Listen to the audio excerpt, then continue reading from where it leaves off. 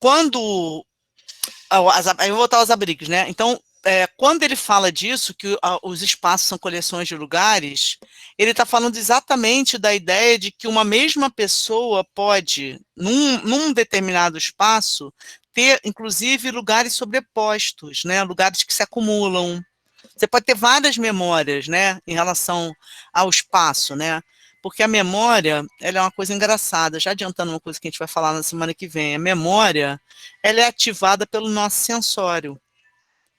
E o que ativa a memória é um jogo, aquilo que o Bergson vai falar, entre matéria e memória. É nosso corpo que lembra. E às vezes ele lembra involuntariamente. Muitas vezes não. Você provoca isso, mas às vezes é um cheiro.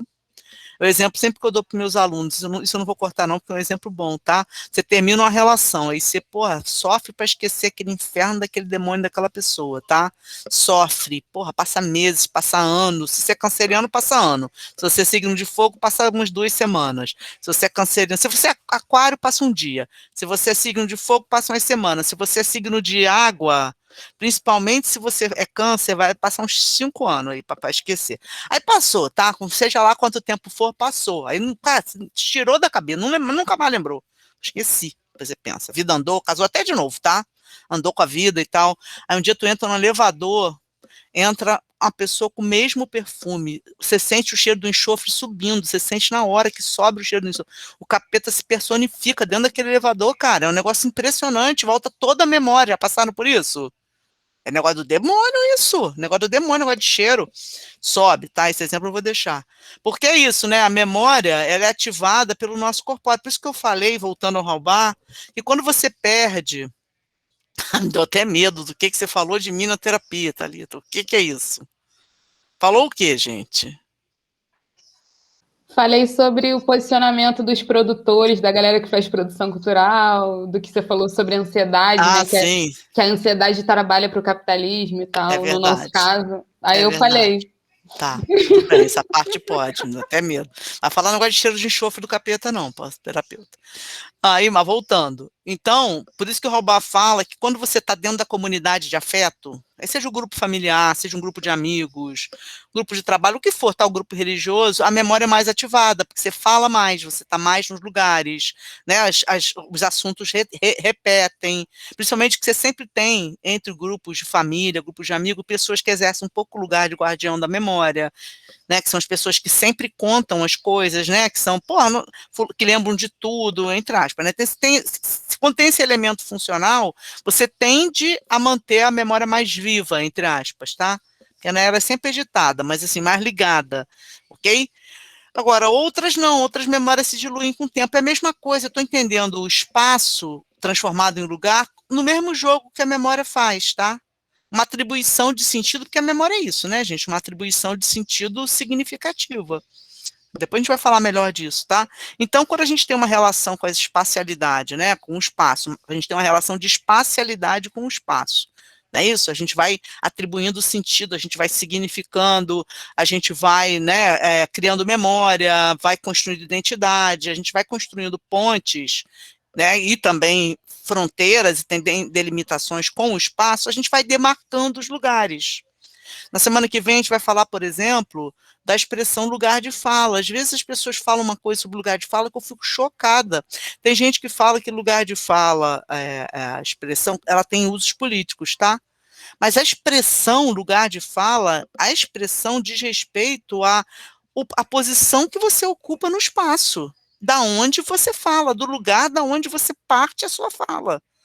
Claro que depois você vai usar essa expressão para outras significações, mas quando você pega a expressão lugar de fala, ela diz respeito, se você lê o livro da Djamila Ribeiro, ela está falando exatamente isso. Lugar de fala é o lugar de onde se parte quando você fala. Então, qual o lugar que eu ocupo na estrutura social quando eu falo determinada coisa? Não é isso? Vou dar um exemplo que eu sempre dou, tá? Eu amo coisa trash. Eu amo novela, eu amo programa de auditório, eu amo ver esses filmes. Eu falo isso, filme de cavalo, filme edificante, na categoria que eu adoro, filme de cavalo, filme de orfanato, adoro ver, tá? Cara, mas é muito diferente o lugar de fala que eu tenho para dizer isso. Vou falar com o Bourdieu, já adiantando, meu capital social me dá muita autoridade para falar isso. É muito diferente se eu não tivesse capital social, os títulos que eu tenho, meu lugar de classe, não é isso? A cor da minha pele.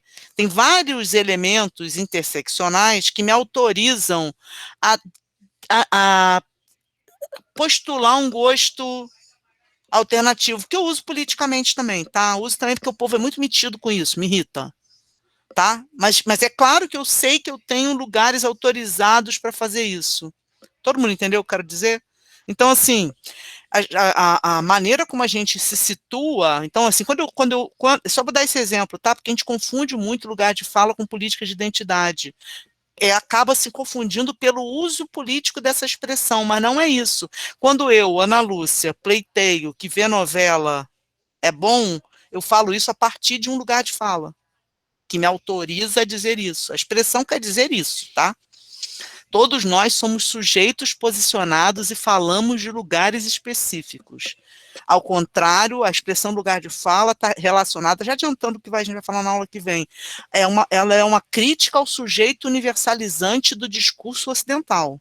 Essa ideia de que o sujeito fala por todos, como se não houvesse uma posição de sujeito na fala. Tá? A gente volta a isso, tá? Então, a ideia de lugar como que a gente se situa no espaço e significa esse espaço.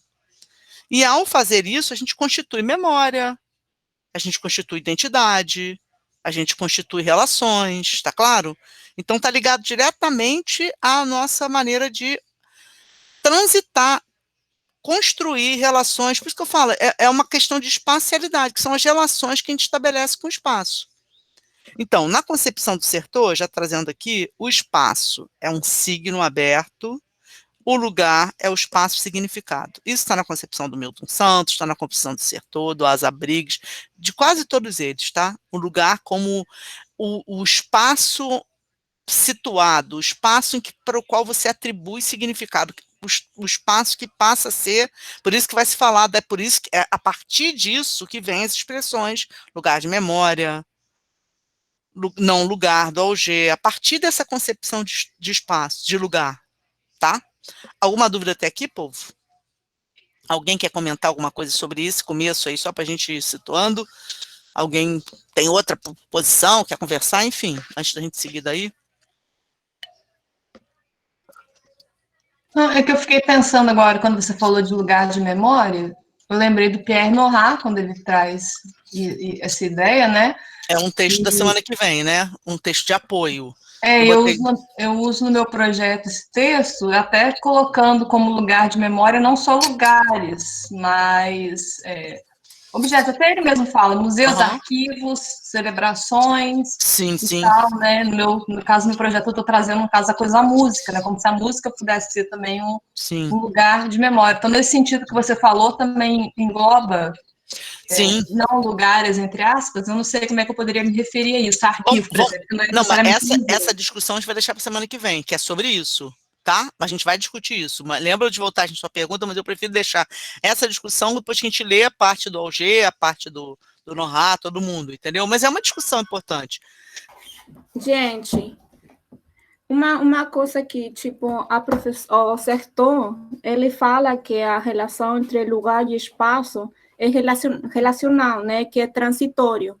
Que, tipo, um lugar pode ser espaço e depois esse mesmo espaço pode ser lugar novamente, né? Que não são coisas fixas. Alguém tem um exemplo sobre isso? Tipo, como um lugar passa a ser um espaço ou como um espaço volta para ser um lugar? Porque ela fala, tipo, o Sertor fala que tem essa relação entre eles. Que, tipo, que isso? Que um lugar pode ser espaço, que depois esse espaço pode voltar para ser lugar. Alguém tem algum exemplo sobre isso?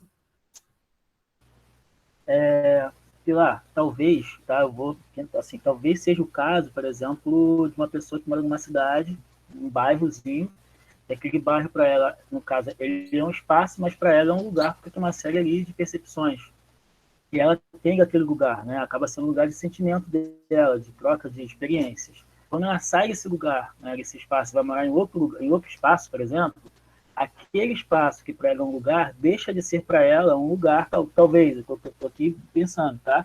E volta a ser apenas um espaço. E tá, aí, o porque eu lugar deixar onde esse lugar já...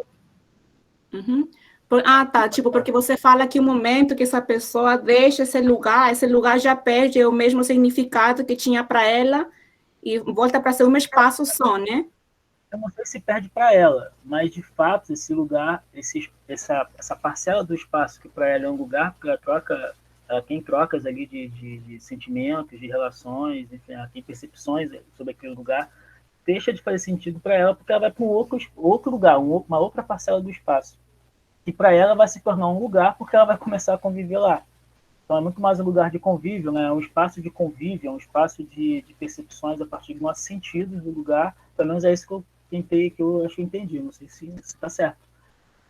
Tá bom, tá bom. Obrigada, viu? Que é isso. Lembrei o nome do Asa Briggs, ó. O texto. The Sense of Place. Peraí. Sentido do lugar, tá? É o nome do texto do Asa Briggs.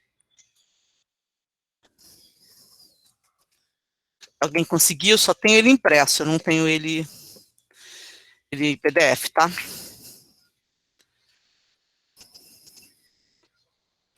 Mas voltando aqui, minha gente. Então, tudo bem até aqui? Então, a gente volta a falar de lugar de fala e de não lugar na semana que vem, tá? Mas só para fechar um pouco isso, por exemplo, quando alguém fala assim, você precisa externalizar um pouco a sua posição quando está fazendo etnografia, por exemplo, tá? Para fazer uma observação participante. E aí alguém fala, cara, você tem que dizer qual é a sua posição, de onde você parte, como é que você chegou nesse... Isso é lugar de fala. Só para a gente explicar, tá? Isso é você externalizar o lugar de onde você fala, para exatamente não parecer que você é sujeito universal, tá? Mas a gente vai voltar a isso. Tudo bem, povo? Beleza? Tá? Então, só para a gente seguir, então a gente hoje está entrando um pouco na discussão em torno da concepção de lugar como espaço significado, tá? Que já prepara a discussão para a aula que vem, ok? Para pensar isso, a ideia de significado é fundamental, por isso que eu botei o Bourdieu, tá certo? Então, partindo do Certeau, tá aí, porque o Certeau tem um trabalho muito legal. Eu vou propor a vocês o seguinte, agora que eu já introduzi com o Certeau, aí agora eu vou parar, vou fazer uma entrada no Bourdieu, depois a gente volta ao Certeau, tá? Beleza? Ok? Então, introduzir com a ideia de lugar em Certeau, tá? Que não é só dele, é meio consensual essa ideia de que o espaço o lugar é o espaço significado. E agora eu vou puxar o Bourdieu, porque aí essa ideia de que você tem no espaço um signo aberto, em disputa, e na fixação do sentido da construção dos lugares, e para o Certeau, na hora que você constitui o lugar e ele se fecha como sentido, você criou a norma? Você criou o oficial? Você criou o instituído? Tá? Ele está pensando, nesse caso, ele está pensando as espacialidades físicas mesmo, tá? Não as simbólicas, como a Rabi falou. Ele está pensando em especialidades físicas. Então, por exemplo, quando você vai dizer que um museu se destina a ser um lugar de apreciação, e aí isso requer uma conduta física, um corpo dócil no museu, você está, nesse momento, instituindo qual é a função daquele lugar, função oficial, e como que as pessoas deveriam se comportar ali. Aí, se você corre no museu, se você debocha do museu, se você fala alto no museu, você está, de certa maneira, desacralizando aquele espaço, né? Você está indo contra... Você está se apropriando do espaço, é isso que o Certeau fala, praticando aquele espaço fora da destinação oficial que se deu àquele lugar. Isso está claro? Beleza? A gente vai dar outros exemplos aqui, tá? Então, para o Certeau, quando o espaço vira lugar, e principalmente esse lugar instituído, tá? Não esse lugar tão transitório, esse lugar que já teve o sentido atribuído, o sentido fechado, né? Fixado. Porque todo o sentido fixado pode ser desfixado, tá? Por isso que o Bourdieu nos interessa também. Mas é claro que, se a gente concorda com a ideia de que existe dominação do espaço, tem gente que tem mais força que outros, se o setor tem razão, tem gente que tem um próprio, e aí o Estado tem um próprio. O Estado tem autoridade para instituir as funcionalidades do espaço, para criar os lugares. Ele vai dizer, não pode andar aqui, aqui não pode correr, não é isso? Aqui o pedestre tem prioridade sobre o carro, mas aqui o carro tem prioridade sobre... Quem faz essa lógica das espacialidades e cria os lugares, não é isso? É o Estado. Tudo bem? A gente se apropria, mas o Estado é o próprio. Ele tem o poder, a dominação para instituir os lugares. Não é isso? Então, vamos voltar, né? Quando um Estado bota grade numa praça e fecha essa praça às 7 da noite, ele instituiu qual é o uso daquele lugar, inclusive com tempo. Por isso que a luta lá na Cantareira era contra botar grade. Botar grade é uma normatização do espaço, é uma maneira de controlar o espaço, de assegurar um uso restrito daquele espaço enquanto lugar. Então, quando, por exemplo, pegar uma praça, Campo São Bento, aqui em Niterói, pode ser qualquer uma, tá? E você bota grade e fecha às 7 da noite, você está dizendo que esse lugar só é para ser usado de dia. De noite, ele não é para ser um lugar. Ele é um espaço vazio. Ah, mas, pô, você pode pular a grade? Pode. Você pode pular a grade e dormir nesse espaço? Pode. Muita gente, inclusive, faz isso. Mas é isso, você está, né, deslizando o sentido, você está se apropriando. Porque a grade fechada está ali te dizendo, tanto que se você for pego, você pode ser punido. Você está infringindo uma norma. Tá claro? Você pode romper a norma, mas ela existe. Não é isso? Então, por exemplo, uma praça como a Cantareira, que é a praça onde fica em frente ao campus do Graguatá, na UF, que é uma praça muito usada pelos estudantes, né, de uma forma geral ali. Houve uns anos atrás um movimento da prefeitura querendo gradear. E aí teve um abraço, uma briga grande lá, porque é isso, gradear significa limitar o uso da praça. E ela é uma praça que tem uma vida, em todos os sentidos, muito maior do que a grade. Você já tem outra estratégia ali. E aí é isso, a população resiste aqui, briga ali, você, né, vou passar para a Raab, mas é isso, a questão é isso. Hoje, a Praça da Cantareira ainda é um espaço mais amplo em termos de uso do que as praças gradeadas, mas não pense que a prefeitura desistiu, porque é claro que não desistiu. São os recuos. Fala, Raab. Não, e muitas vezes, pensando num exemplo aqui da cidade, né, que eu estou aqui em Varginha, aqui tem uma estação ferroviária, que, claro, não funciona mais, óbvio, mas é um patrimônio tombado e tudo mais, e anos e anos atrás, a Fundação Cultural iniciou um projeto chamado Quinta da Boa Música, que toda quinta-feira tem shows, na pandemia não tem, mas toda quinta-feira tinha shows, acontecia shows ali na estação, a banda ficava na parte de cima, e onde seriam os trilhos, né, ali nos trilhos mesmo ficava o público, só que é um espaço limitado, então tem uma espécie de barranco que termina e tem a rua atrás, e como é um espaço estreito, as pessoas ficavam ocupando essa parte dos trilhos e também ficavam na rua de baixo, atrás, que dava para acompanhar, né? E a prefeitura, um tempo atrás, e assim, não acontecia nada demais lá. Era um espaço que, enfim, a quinta-feira as pessoas iam lá, família, tinha criança, tinha idoso, a maioria das vezes era uma banda de rock tocando. Então, era o pessoal mais jovem ali, curtindo, né? Mas nunca teve, assim, dificilmente aconteceu algum incidente, alguma coisa assim, por lá, e recentemente, pouco antes da pandemia, a prefeitura colocou grade na estação. Então ficou uma coisa completamente assim ridícula, porque é uma estação ferroviária com cercada, assim, um quadrado em volta, né? Tem os trilhos e tem grade. E é uma coisa que não faz sentido, porque limitou as pessoas que conseguem assistir os shows. Sim. Assim, né? Então a gente vê que é uma coisa completamente, não tinha gente dormindo lá, não tinha nada, até porque fica num lugar meio isolado da cidade, né? Uma área movimentada, né? Uma área que era muito ocupada, exceto nesse dia, na quinta-feira à noite, que é um projeto da Fundação Cultural, não é nenhum projeto feito por outras pessoas que chegam lá e ocupam, né? Tudo organizado, Fundação Cultural, etc., banda da prefeitura, aquela coisa toda, e foi simplesmente fechado, assim, né? Como se fosse apenas não sei, para mostrar quem é que manda, para tentar delimitar, não entendi. É uma coisa que ninguém entendeu, e foi feito, não teve nenhum projeto que foi apresentado, não. Um dia a gente chegou lá e estava cercado. Sim, provavelmente isso, né? Uma necessidade de controlar aquele espaço, né? Quando você acha que não está, quando o poder público acha que de alguma maneira não está controlando, ele muitas vezes faz isso, se antecipa, a gente sabe o que está por trás, né? E para a gente pensar as apropriações, por exemplo, vou dar um exemplo, tá? Vou dar um exemplo com duas possibilidades. Um viaduto. O viaduto, a funcionalidade dele é ser um lugar de passagem, no sentido do alg que a gente vai ver aqui, um não lugar. E aí, embaixo do viaduto, por exemplo, você tem Madureira a criação de um espaço que vira um espaço cultural, que vai sediar um baile, que vai sediar a ONG, vai sediar, enfim, vira dá-se um outro uso muito não esperado, inclusive, para uma espacialidade, para um espaço, né, para uma lógica de espaço que não previa isso. Nesse caso, o poder público resolveu aceitar. E aí tratou isso a partir de uma série de negociações, vamos dizer assim.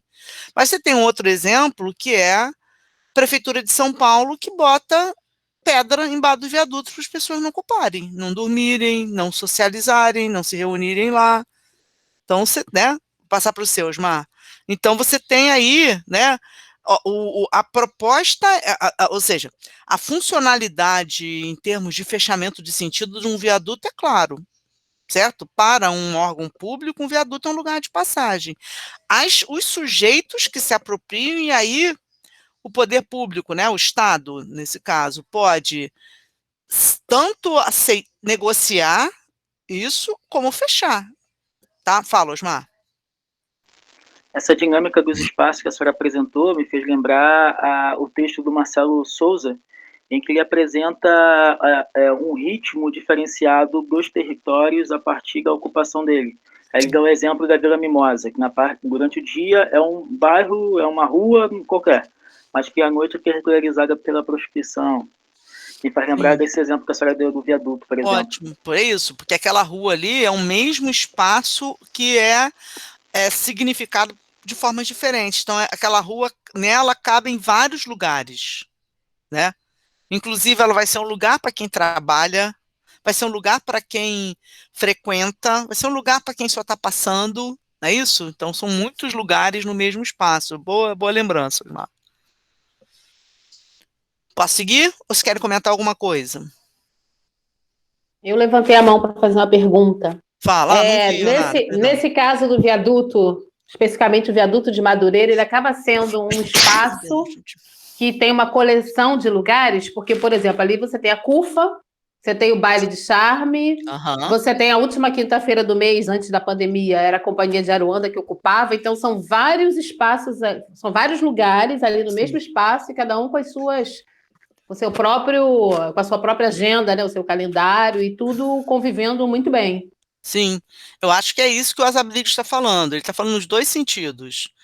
Um mesmo espaço é uma coleção de lugares, porque são vários lugares nele, e a gente coleciona lugares também, no mesmo espaço. Cada um de nós tem, né, historicamente, ao mesmo tempo, né? Então, você vai ter, né, por exemplo... quando a gente está, é isso que eu falando, quando a gente está emocionalmente envolvido com alguma coisa, né, então a gente, com alguma determinada, né, uma pessoa, uma vida, um emprego, o que for, determinados espaços significam muito para a gente. Quando a gente se desfaz dessa relação, aquilo passa a ter um outro significado. Não é que não tenha significado nenhum, mas isso fica mais evanescente, né, se esvai um pouco. Então, assim, a gente também coleciona lugares nos espaços. A gente tem vários, né? Por exemplo, quando eu entro, vou dar um exemplo simples, né? Quando eu entro no campo do Graguatá, eu tenho naquele espaço eu tenho vários lugares. Não é isso? Eu sou ariana, né, minha gente? Então, vamos entender uma coisa sobre ariano, tá? Eu paro meu carro no mesmo lugar. Certo? Sempre.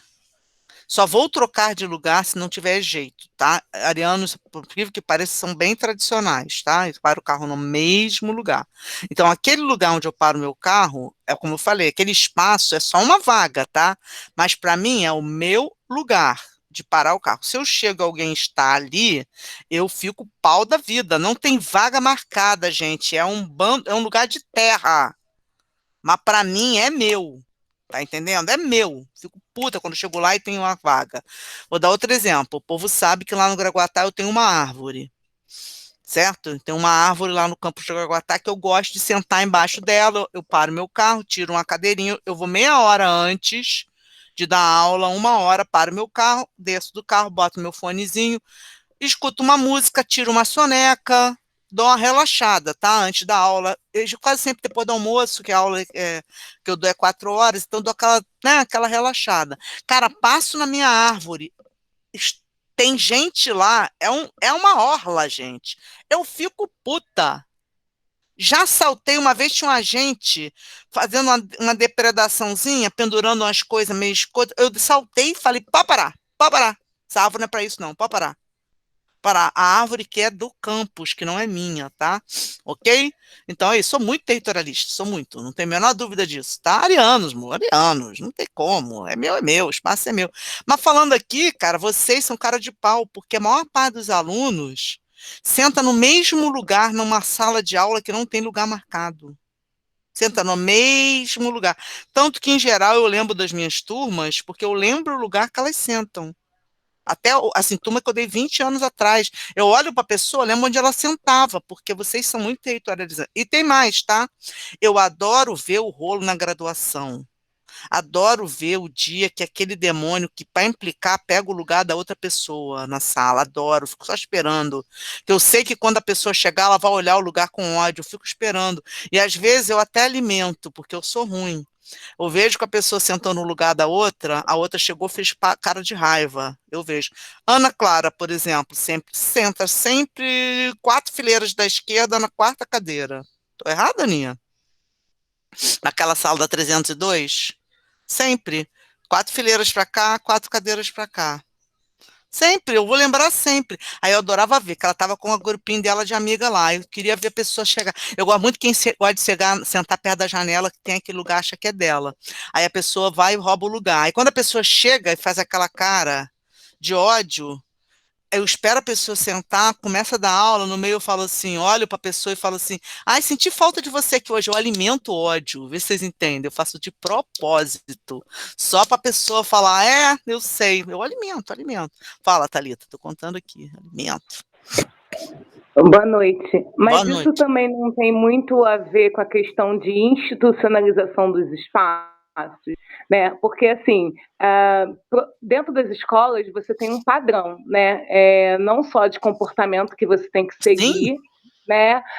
Como também as posições específicas. Geralmente o grupo e os comportamentos também que são atrelados a ações, porque geralmente quem está são as pessoas que conversam, não prestam atenção na aula, e quem senta à frente são as pessoas que são tidas, né, rotuladas como os CDFs, os nerds.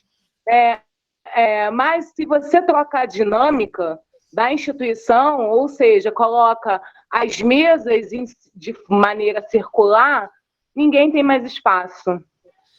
E aí há uma outra questão nisso, não se formam grupos e as pessoas se olham olhos e dialogam, não só entre si, mas com o todo. Né? Então, não seria, é lógico que nem todos os espaços é possível que haja esse tipo de conduta, de modificação, de formato de sala, né? Porque também, fazendo isso, coloca o professor como o dono do saber e o aluno como um mero espectador, um receptáculo de informações. Quando você toca esse paradigma, né, modifica esse formato, dá uma outra dinâmica e ninguém mais é dono de nada. Todo mundo compactua do coletivo. Eu acho que isso é uma dinâmica boa para se pensar. E eu acho também que relações institucionais, sobretudo nas universidades, deveriam se dar dessa forma, né? Porque são pessoas diferentes, com padrões diferentes, com conhecimentos diversificados. É isso. Sim, olha, eu vou fazer uma opinião, tá? Eu concordo com você que é um rito de instituição dos lugares, concordo com você, mas eu entendo que existem modelos possíveis de você fazer uma aula. Nem sempre roda o ideal. Essa é a minha opinião. Entendeu? Nem sempre roda é o ideal. Por exemplo, quando você precisa do quadro, e às vezes você precisa do quadro. Por exemplo, quando eu vou dar essa aula de Bourdieu para a graduação, eu preciso do quadro. O quadro é fundamental para explicar isso. Nem que depois você faça uma discussão. E aí a roda é muito ruim para o quadro. Então, acho que são jogos possíveis de você fazer, entendeu, Thalita? Mas eu concordo com você. Concordo que o modelo da disposição das aulas cria territorialização e serve para enaltecer o lugar do professor. Concordo plenamente com você. E eu nunca tive uma experiência de fazer seguidamente roda, porque, como eu falei, eu uso muito quadro. Mas eu tenho dúvidas se na roda as pessoas não sentariam no mesmo lugar. Falo isso por causa do Grecos, porque no Grecos as pessoas sentam no mesmo lugar na roda, e o Grecos é em roda, o grupo de estudo. Quando ele é presencial, as pessoas ficam em roda no mesmo lugar. Eu não sei, acho que também tem a ver com uma certa construção de lugar de afeto, de você se sentir seguro. Não dá para explicar muito, não. Acho que as pessoas sentem segurança quando elas territorializam, entendeu? Mesmo sendo um espaço público. Não à toa, tem lugares, vou dar um exemplo em relação ao Marco Alger fala, por exemplo, que rodoviárias, aeroportos são não lugares porque as pessoas só estão em trânsito. Mas, cara, as pessoas que eu conheço sentam no mesmo lugar na rodoviária, sentam no mesmo lugar no aeroporto, fazem as mesmas rotinas quando estão nesses lugares. Então, assim, eu acho que a gente como fala o Marcelo Abreu naquele texto lá, eu acho que o ser humano é um animal territorializante mesmo, a gente tende a territorializar, porque isso constrói memória, afeto e segurança para a gente. Milton Santos fala, né, que o território usado é o lugar de abrigo, né? A gente se sente seguro, a gente se sente abrigado quando a gente territorializa, né? Mas claro que você tem toda a razão, que está muito ligado à instância de poder e à docilização dos corpos na sala de aula. Eu não discordo de você, não, tá? E eu não Isso acho acontece nem... até na praia, né, professora? Até Não na é? praia. As pessoas ficam, eu sou uma que fico no mesmo lugar, sou criticada até pela minha família por causa disso. É uma Não vai extensão, mudar o lugar, sempre o mesmo ponto. é uma Aí extensão já de conhece a areia, barraca, ou quem vai guardar o carro, e toda a questão, né? não É é? muito. E é uma extensão de É. areia gigante, né? Mas a gente a gente tende a construir isso, né? E ainda fica chateada, mesmo sendo ariana, quando a areia está cheia e o seu lugar não está ali. E eu não acho nem que seja só um lugar para ficar, assim, porque normalmente quando a gente vai de um lugar para o outro cotidianamente, a gente sempre pega o mesmo caminho. É uma questão de segurança mesmo, de reconhecer naquele mesmo caminho alguma coisa que faz com que você se sinta seguro. Acho que tem muito a ver com isso também. Sim. E eu vou te passar, Jefferson, e as marcas que a gente vai construindo, já voltando ao Sertor, com os itinerários. Ele fala isso, o percurso, porque ele fala que, na verdade, o espaço, aí eu vou voltar ao Sertor, tá? Foi muito bom que você falou agora, Lucas, que aí faz a ponte, porque o Sertor vai falar que a relação da gente com o espaço é uma relação narrativa. A gente constrói uma relação temporal com o espaço, por isso que ele não é fixado, porque a gente vai narrando. Então, o percurso, o itinerário, né, importa na concepção do setor tanto ou mais do que o mapa, do que o lugar fixado. Porque é exatamente como a gente vai narrando. E aí, quando ele fala de narrar, ele não está falando só do discurso verbal, não, tá? Narrar no seu sentido múltiplo, tá certo? Né, quando a gente vai construindo as marcas. Então, por exemplo, nesse percurso, relato de percurso, muitas vezes a gente vai.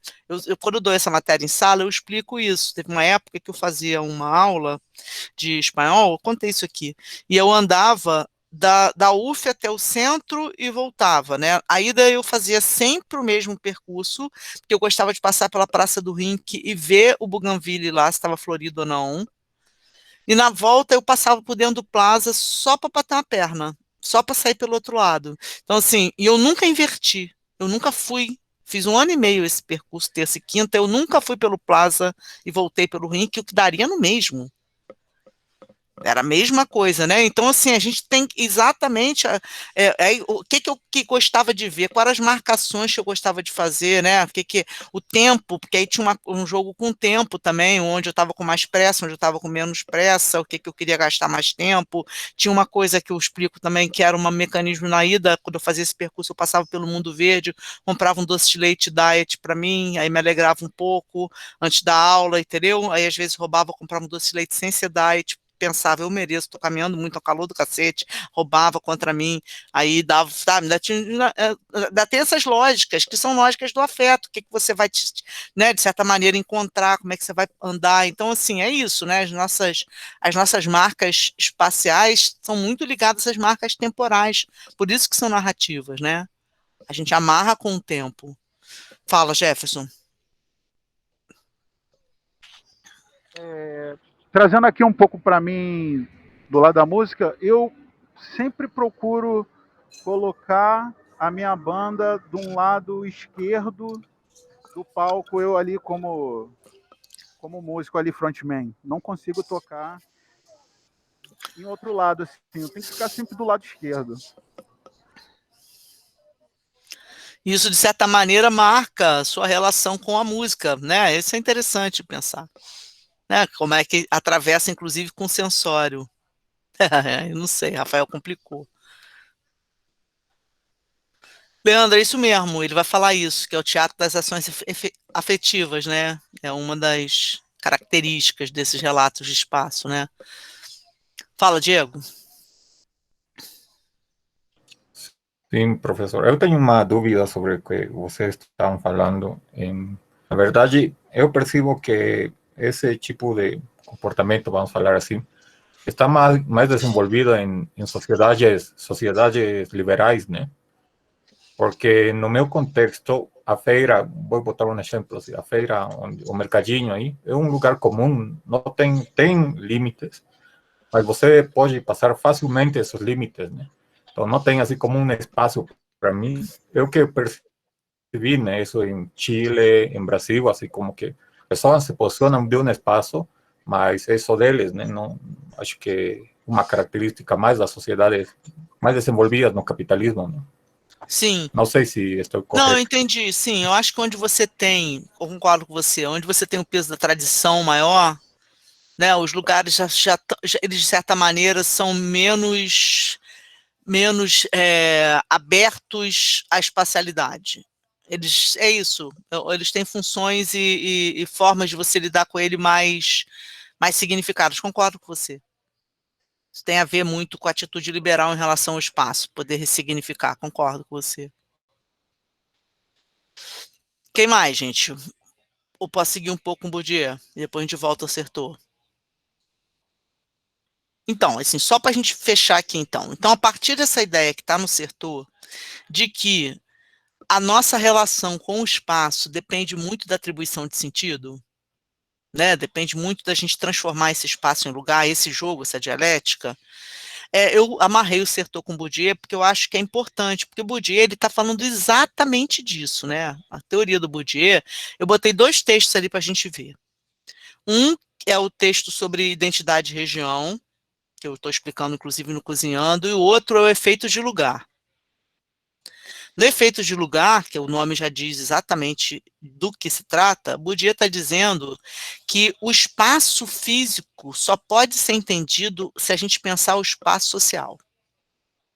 Não dá para entender o espaço físico sem entender os sujeitos, as posições desses sujeitos nesse espaço e a atribuição de significado desses espaços. Esse espaço físico é socialmente construído por sujeitos que estão posicionados, tá certo? Ok? E aí, então assim, do Bourdieu a gente está extraindo a primeira coisa aqui, tá? O espaço físico é um espaço social. Ele é uma atribuição através dos sujeitos de sentidos. Tudo bem? Construído, tá? Posso seguir? E Bourdieu está muito preocupado exatamente em entender como esse jogo, né, esse atravessamento do espaço físico e do espaço social vai criar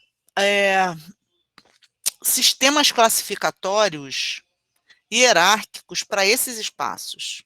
Você vai ter espaços estigmatizados, espaços emblemáticos, espaços valorizados, espaços depreciados.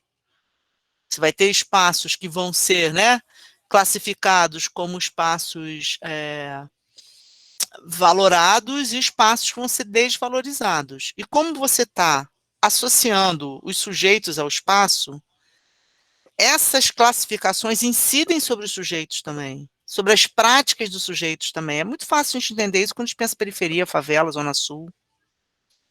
Não é isso? Lugares emblemáticos e lugares estigmatizados. Não é isso? E aí isso acaba valorizando, né, os sujeitos ou desvalorizando os sujeitos, suas práticas. É isso, estou vendo lado a lado a novela agora, porque não tem nada para dormir, agora estou vendo lado a lado. Aí, lado a lado, é uma novela que é de época, passa no início do século XX. Veja, vou usar um elemento, né? Tá lá no momento que o Bota Abaixo, o cortiço que eles moravam foi demolido, eles estão indo para o Morro da Providência construir lá a sua casa, papapá. E aí eles são capoeiras e sambam, então assim, tem uma passagem que a personagem da baronesa, que é a Patrícia Pilar, que como sempre está ótima, marca, como sempre, fala que aquelas pessoas são degeneradas, e o samba é o exemplo disso. Como é que pode, né, achar que isso é música? Então, assim, repara, então tem uma associação direta entre as pessoas morando no cortiço, claramente a cor da pele, a classe social, tá certo? Mas as práticas culturais também, é isso? Então, o samba, como expressão ali, né, como o funk hoje em dia, né? Quantas vezes a gente escuta esse negócio de funk não é cultura? Pior que não recicla, as pessoas continuam falando a mesma coisa, enjoa, gente. Ou enjoo. Mas não é isso? Essa ideia de que funk não é cultura parte desse pressuposto de espacialidade. Porque o funk está relacionado a um tipo de prática cultural, não é isso? De jovens que são interseccionalmente pensados em termos de classe, em termos de raça, e de espacialidade. Tá uma relação direta com funk, baile e favela, no imaginário das pessoas. Tá claro, gente? Então não é só o estilo musical.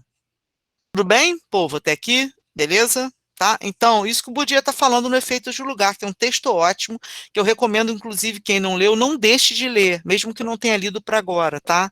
É um texto importante para a vida, porque ele está exatamente mostrando como, primeiro, não dá para entender o espaço físico sem entender o espaço social, e pela mesma lógica, ou seja, né, a maneira como a gente compreende e classifica o espaço físico é determinada pelo espaço social, pelo capital que os sujeitos têm nesse espaço. E aí eu quero voltar a isso. Da mesma maneira, isso incide sobre os sujeitos. Há uma correlação aí entre o espaço físico, o espaço social, os sujeitos e o espaço. Tudo bem?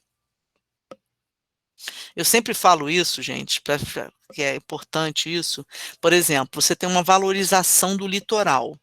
Já vou te passar, tá, Thalita? Você tem uma valorização do litoral, tá? E aí, isso vai fazer com que pessoas que morem no litoral também sejam valorizadas nas cidades, né, brasileiras, por exemplo. E que o custo de vida nesses lugares seja mais alto, o metro quadrado é mais alto, o valor do imóvel é mais alto, né, os equipamentos culturais são colocados nesses lugares, é isso? Há um esforço de segurança nesses lugares, há um esforço né, de limpeza nesses lugares, tem todo um trabalho em torno, né, o poder público investe muito nesse lugar. Mas aí uma vez, vou repetir uma pergunta que me fizeram uma vez em sala, uma vez uma pessoa falou assim, cara, Ana, eu até entendo isso como uma estratégia, mas eu não entendo por que você tem tanto menosprezo pelos outros lugares, por exemplo, pelo subúrbio, pela periferia. Eu expliquei, eu falei, gente, vamos lá. Não basta você positivar o lugar, você tem que negativizar o outro. Você não pode deixar para a pessoa a escolha de não querer pagar tanto por um estilo de vida se ela tivesse uma vida digna no outro lugar. Então, essa relação é intrinsecamente, diretamente proporcional. A valorização de um espaço que não é para todos, porque o espaço é um recurso escasso, gente, ele não é para todos, o espaço transformado em lugar. Então, para você valorizar e fazer esse jogo, perversamente, você precisa diminuir o outro espaço, estigmatizar o outro espaço. Então, não é só... Aí, é claro, eu volto a dizer, tá? Com as pessoas, aí você não constrói equipamento cultural nenhum.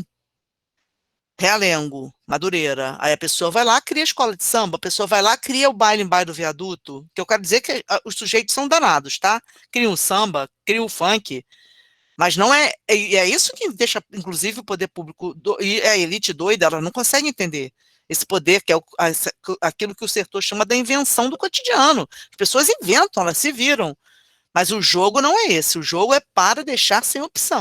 É um artigo meu e da Lia Ribeiro, que é mestre pelo PPCUT, que na época era bolsista de iniciação científica comigo, botei aqui só para não esquecer, tá? A gente pegou 3 categorias da ordem do discurso do Foucault, tabu do objeto, ritual da circunstância e legitimidade de quem fala. Vou explicar rapidinho. Foucault, na ordem do discurso, ele vai mostrando vários procedimentos pelos quais o discurso vai fechando o sentido, vai impedindo as pessoas, tá? E um dos procedimentos ele chama de procedimento de exclusão. O procedimento de exclusão para ele são exatamente esses 3. Tabu do objeto, tá? Mais para frente tem um cozinhando meu só sobre Foucault que eu explico isso, tá? Mas vou falar rapidinho. Tabu do objeto, ritual da circunstância e legitimidade de quem fala. O que quer dizer? Tabu do objeto é sobre o que não se pode falar.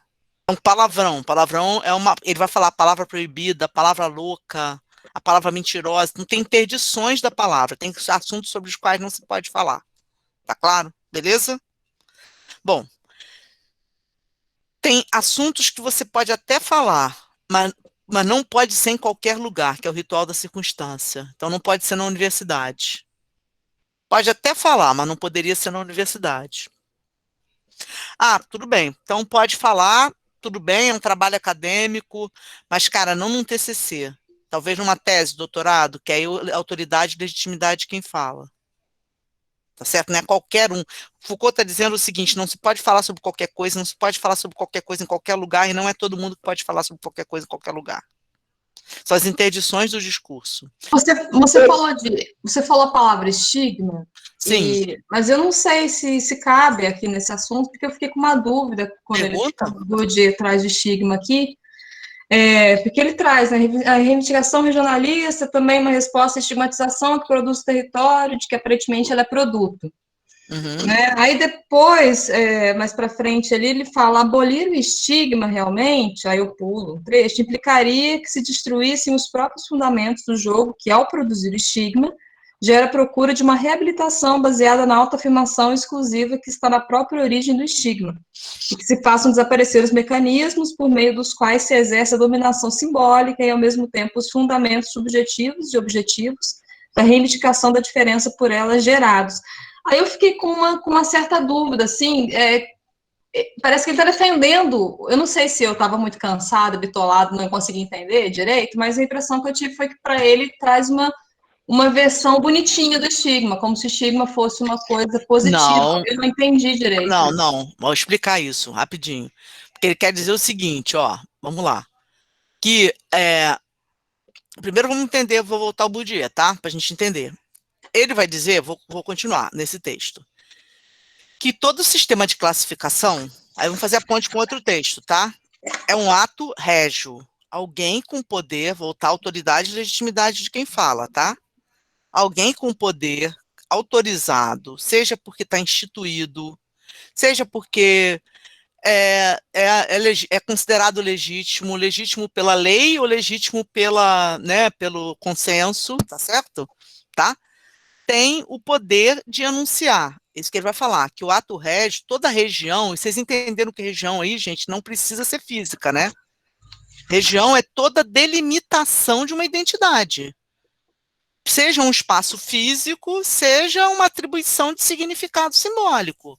Então, por exemplo, brancos e negros, identidade simbólica, mesmo que tenha um atributo relacionado à cor da pele usado como referência, mas não precisava ter, tá claro? Raça é uma invenção cultural de pouquíssimo tempo, inclusive.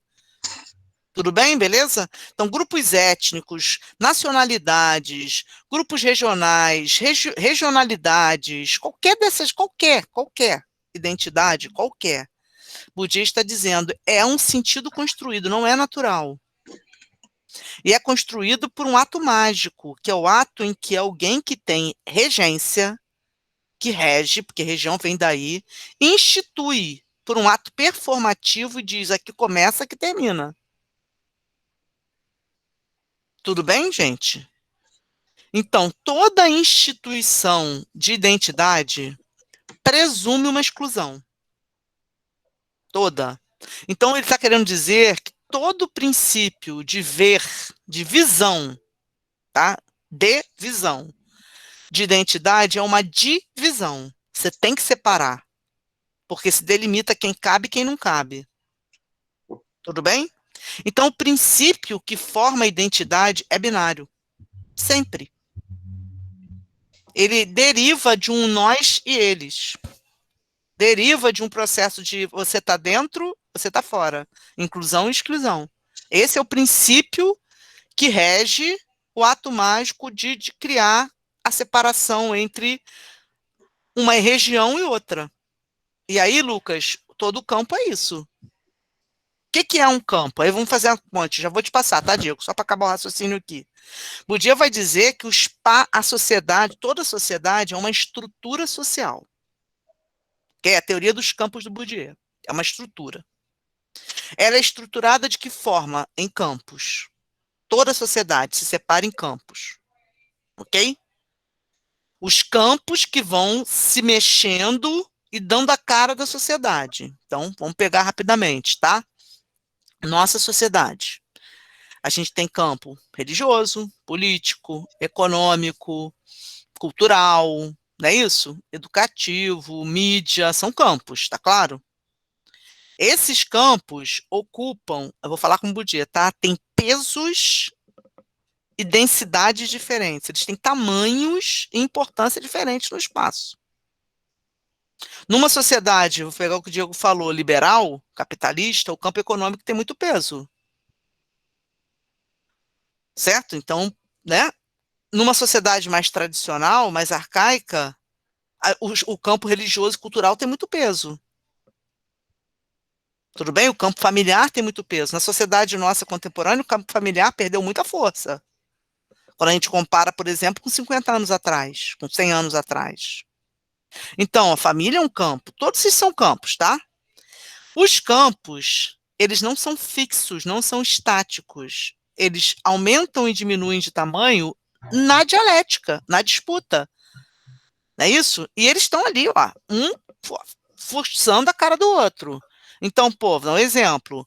O campo educacional brasileiro perdeu muito espaço nos últimos anos com as ações neoliberais dos últimos governos. Retirou-se orçamento, não é isso? Retirou-se prestígio, corta bolsa, corta recurso, corta... Né? Então, o campo encolheu. Isso porque esses campos estão em disputa. Para um crescer, que é isso que o Diego vai falar, o espaço não é ilimitado. O espaço ele tem uma conformação. Para um campo crescer, outro tem que diminuir. Então, permanentemente, a dialética do espaço para ele, a dialética dos campos é essa disputa que um campo tem para o outro. Certo? Um campo tenta forçar, atravessar o outro, tudo bem? Mas, voltando aqui, até uma coisa que o Lucas falou aqui em cima, cada campo tem sua autonomia. Cada campo tem suas regras. Claro que quanto mais um campo tem força, mais autônomo ele é. Tá certo? Mas mesmo que ele seja super, hiper autônomo, em alguma medida ele está relacionado com os outros. Porque ele faz parte da estrutura, tá claro? Então a luta também é a luta por cada campo luta por se autonomizar, para ganhar força, para, né, não sofrer tanta interferência externa e poder bancar suas regras e crescer. Tudo bem? Beleza? Ok? Então a estrutura social é montada por esse jogo dos campos. Só que esses campos, eles só existem, gente, porque tem sujeitos dentro dele. No fundo, quem está brigando são os sujeitos. Os sujeitos que ocupam as posições no campo e vão dando a cara dos campos.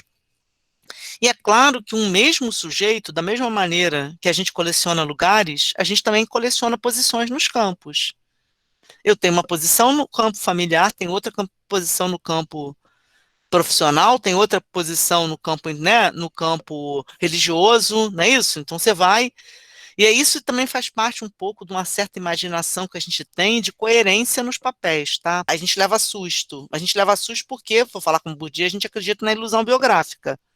de que essa pessoa tem um contínuo entre os campos. Não necessariamente tem, você pode ser totalmente diferente, e é muito comum que pessoas que são submissas num campo sejam despóticas no outro. Não é incomum. Tudo bem, gente? Todo mundo entendeu? Beleza? Bourdieu vai dizer que os nossos lugares nos campos, né, as nossas posições nos campos, estão associadas ao tipo de capital que a gente tem, aos recursos que a gente tem para jogar esse jogo. Ele vai trabalhar com 4 tipos de capital que não são puros, se misturam, tá certo? Ele vai falar que a gente tem capital econômico, que são os bens que a gente tem para jogar esse jogo, tá? Bens móveis e imóveis que a gente tem. Que numa sociedade liberal capitalista pesa muito, tem muito peso, ok? E foi o que o Diego falou. O capital social, que são as nossas redes, nossos lugares de prestígio, nossos títulos, nossos atributos, tipo assim, ser o mais antigo, sabe essa autoridade relacionada com, né, você tá num lugar há muito tempo, isso é capital cultural, que o capital cultural para ele está ligado exatamente ao gosto, à fruição do gosto, tá? Quem se interessar, tem um chazinho meu com Bourdieu que eu explico isso, tá? A distinção, tá? Que aí depois eu mando o link para vocês. Aí é um vídeo de 10 minutinhos que eu explico essa ideia que eu faço para graduação. Explico essa ideia da distinção do gosto. Que para o Bourdieu, o gosto não é inato, o gosto é construído e muito disputado. E está relacionado exatamente ao capital cultural, que vai desde cultural no sentido mais estrito da palavra mesmo, que você consome, tá? Formação de gosto. Não é cultural no sentido simbólico, que aí todos são, né?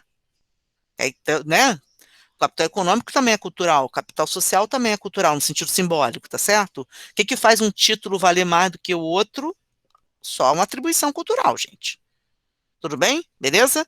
Bourdieu está pensando nisso quando ele faz capital cultural no sentido mais estrito. Ele está falando, o que você lê? Onde você frequenta? Você vai ao teatro? Vai à ópera? Que música você escuta? Que filmes você vê? Você vai ao cinema?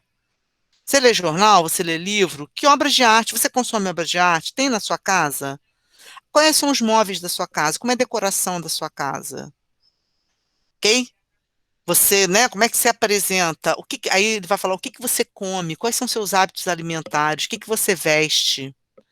Quais são suas práticas de lazer? Que esportes você pratica? Isso tudo que vai conformando o gosto, ok?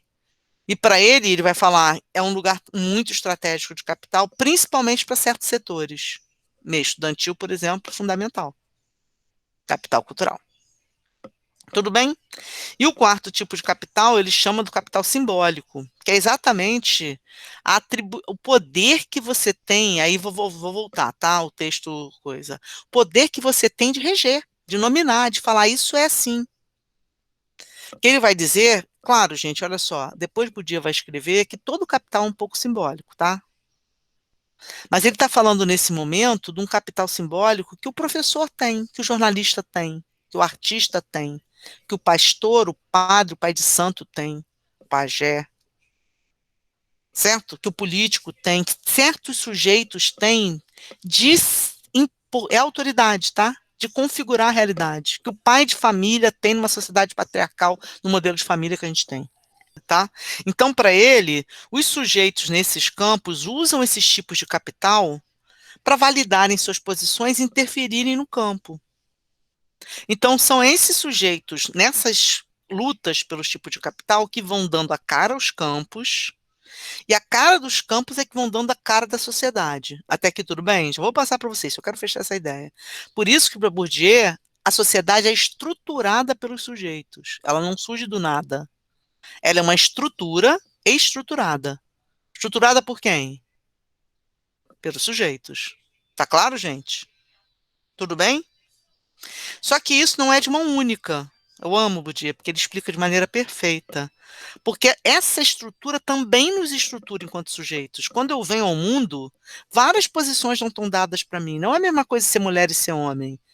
Não é a mesma coisa ser branco e ser negro numa sociedade, por exemplo, racista. Não é a mesma coisa que você ser de condição econômica classe média, classe alta ou classe baixa. Não é a mesma coisa você vir do interior e você vir da cidade grande.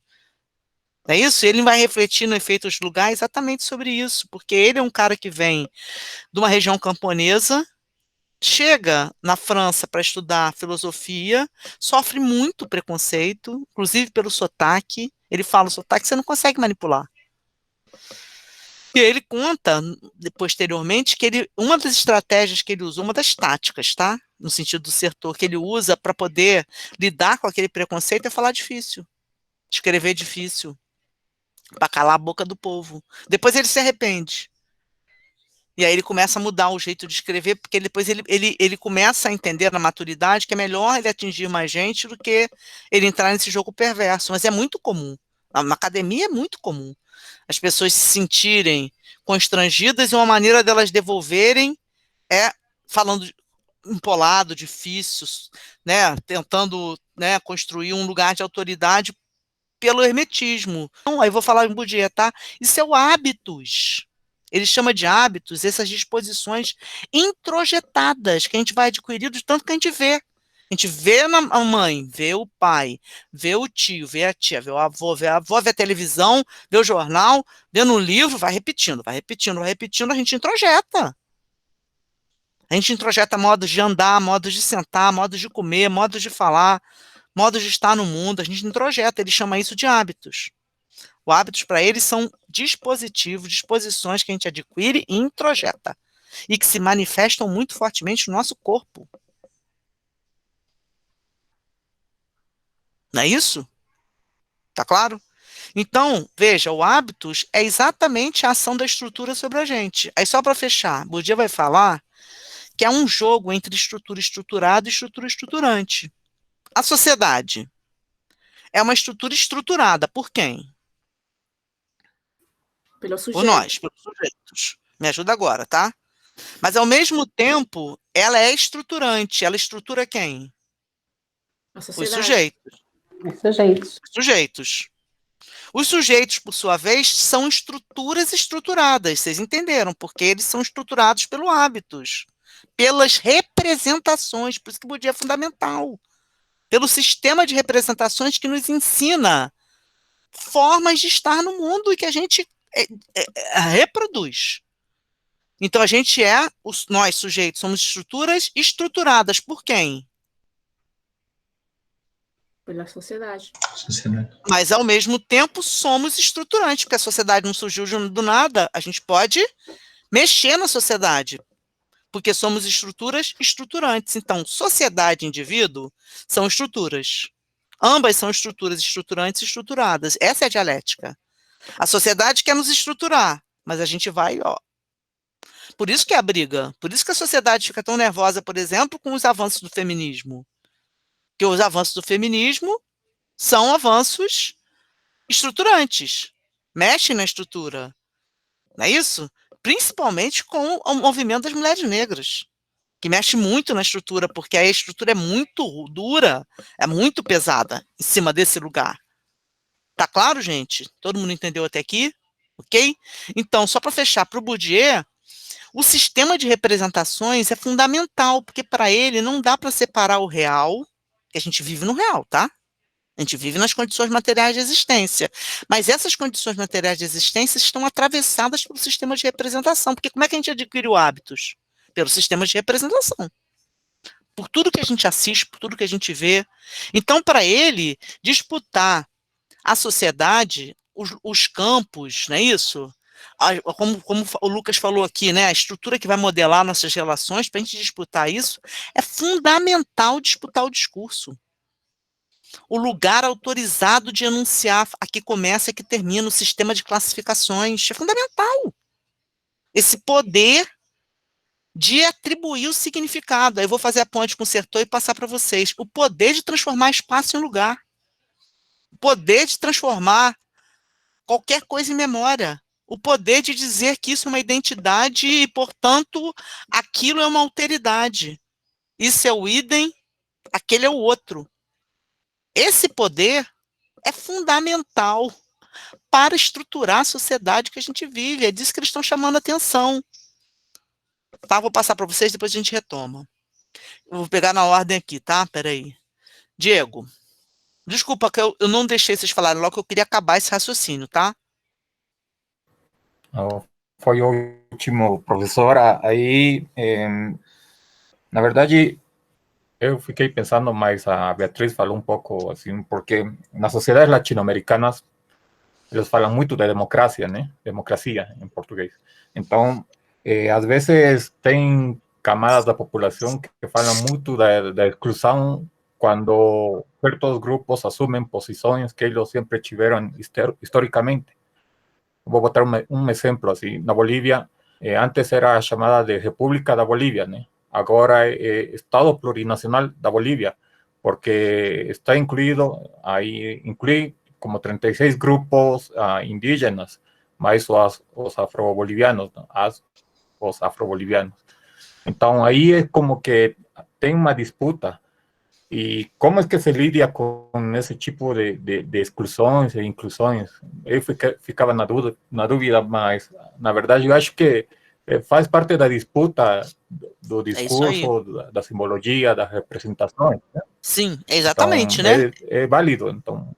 É isso, eu acho que o jogo é exatamente como é que você vai construindo uma série de efeitos de sentido mesmo, usando as representações. Por isso que as atribuições culturais são tão importantes, o lugar do simbólico é tão importante. Nas perspectivismos ameríndios, por exemplo, é fundamental que você vá, né, você vai reivindicar visão de mundo, cosmologia, não é isso? Outras formas de narrar, outras formas de você nomear, exatamente para você poder conformar outros sujeitos em lugares de autoridade, né?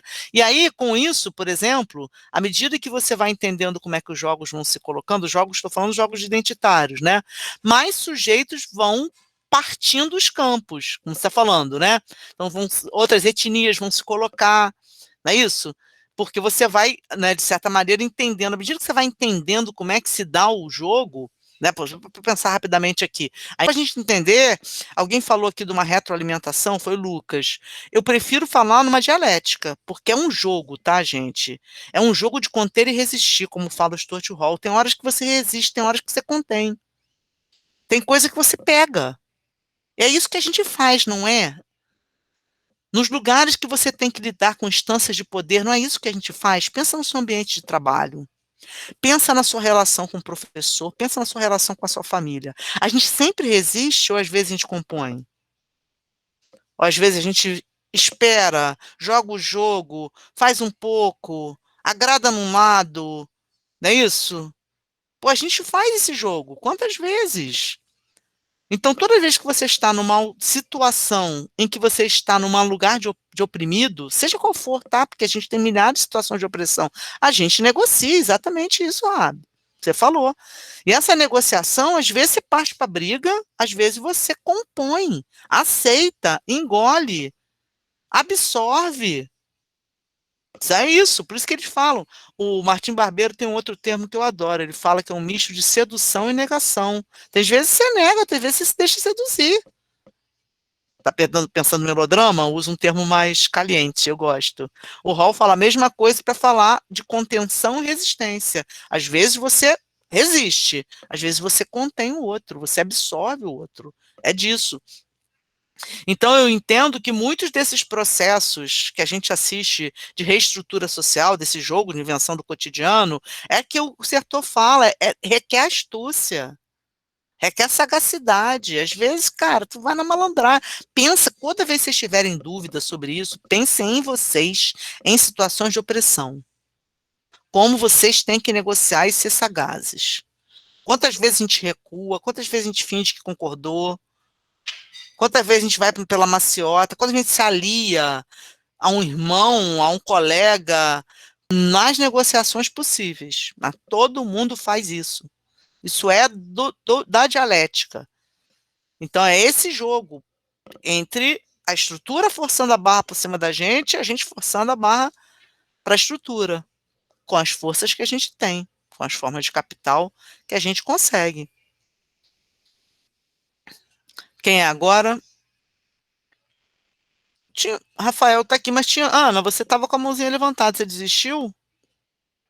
Não, é porque eu fiquei com uma dúvida, mas aí depois é porque eu estava pensando nessa questão do capital, nas questões de raça e gênero, mas eles entram no capital social, né? Assim, Não são capitais à parte, né? Eles estão dentro do capital então, social. então. E muito Mas aí era atravessados na nossa sociedade pelo capital econômico. Sim, sim. Embora a gente sabe perfeitamente que uma sociedade racista, o capital econômico não resolve tudo, nem para gênero, nem para raça. Mas é claro que tem imbricação. E aí, rapidamente, entra muito fortemente o estigma e o emblema. O capital social tem muito papel nisso. Não é isso? No estigma, no emblema. O estigma com essa maneira de você classificar o outro como desvalorizado. E o emblema como uma maneira de você positivar. Isso não são estáticas, essas posições, tá? É possível girar isso aí. E aí, voltando aqui acabei não explicando, dei a volta olímpica, não expliquei, perdão, gente. Voltar à sua pergunta. Aí o que Bourdieu saca? Olha que legal, agora eu vou voltar à sua pergunta. Se toda configuração de identidade é um sistema classificatório de inclusão e exclusão, toda, tá? A única maneira, de fato, gente, você acabar com o estigma não é combater o estigma, é combater o sistema de classificação binária. É isso que ele está falando. Porque se você for combater o estigma, o máximo que vai acontecer é daqui a pouco você estigmatizar um outro. Porque se você continuar operando na lógica binária de classificar a identidade versus a alteridade, você sempre vai estigmatizar alguém. Então, na verdade, ele está falando, você tem que combater a lógica binária do sistema, exatamente, no sistema classificador hierárquico. O que é muito difícil, eu amo esse texto, porque ele está falando exatamente isso, é muito difícil, porque isso é na nossa formação cultural, existencial, ocidental, de base ocidental, é muito binária. Então, a gente tem muito... isso que o Bourdieu está falando é a mesma coisa que a Glória Saldúa propõe, no texto que a gente vai ler. Que enquanto a gente operar no binário, o Homi Bhabha também, o Stuart Hall, enquanto a gente operar no binário, a gente está preso num sistema de estrutura do tipo estigma versus emblema. Nós versus eles.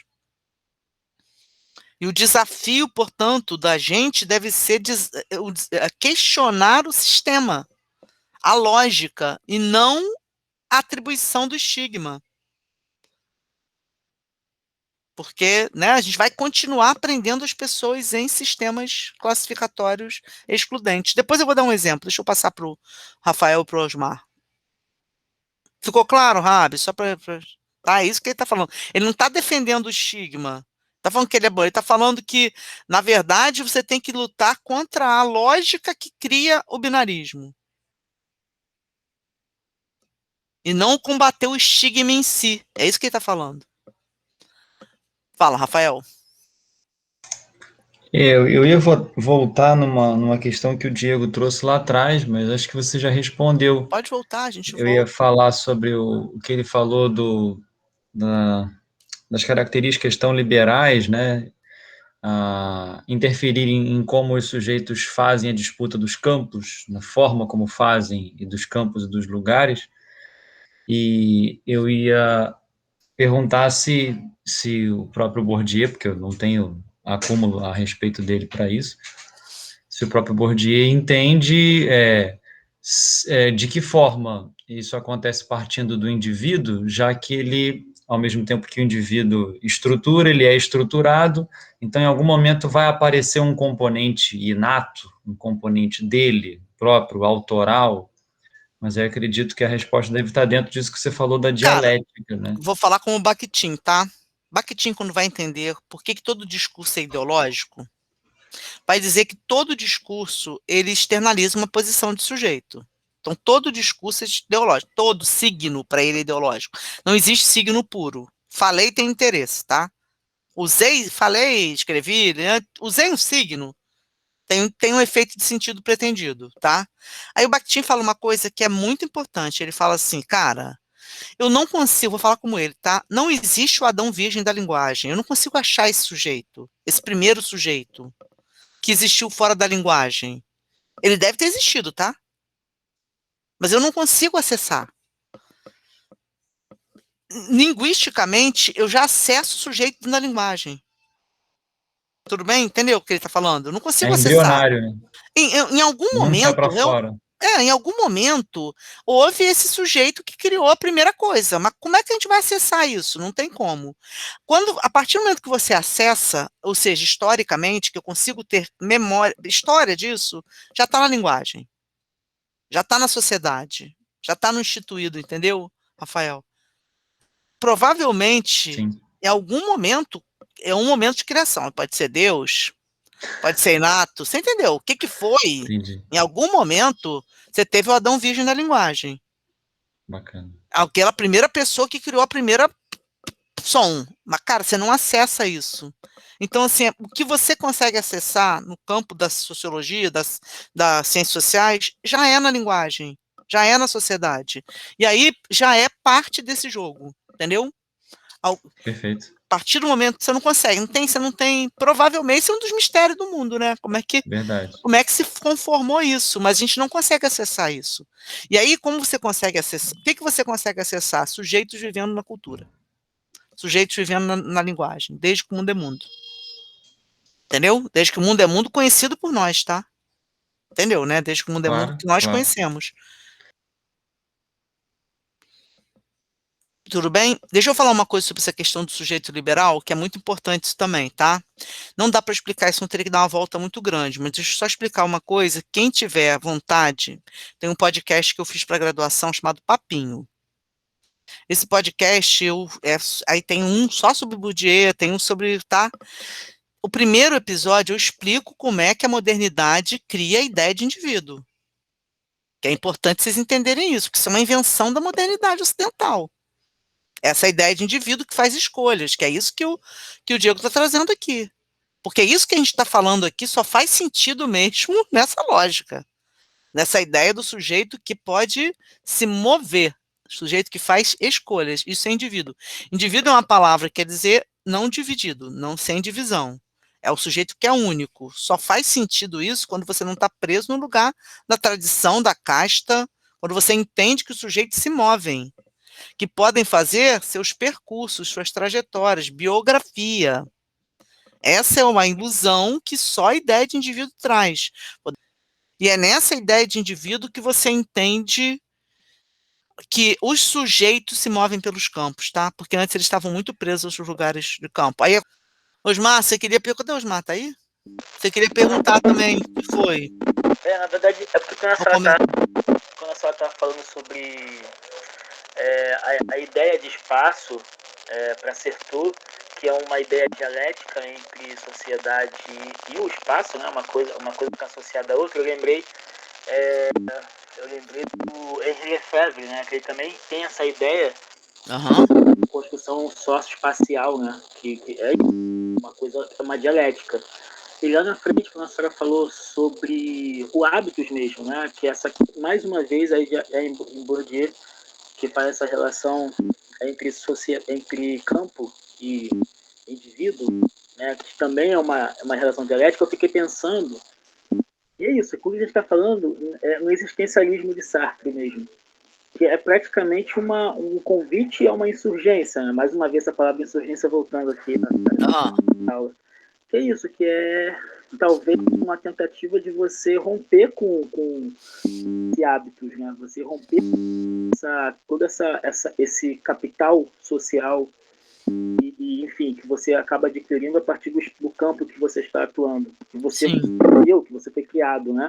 Sim. Eu me lembro que uma vez assistindo um seminário, alguém falou que, eu nunca parei de pensar nisso, que o Milton Santos, por exemplo, na sua geografia, por uma outra geografia, por uma outra globalização e tal, ele sempre apresenta teorias que vai de encontro com o existencialismo, né? Sempre convidando o hemisfério sul a se reinventar, a olhar para si mesmo, a pensar si.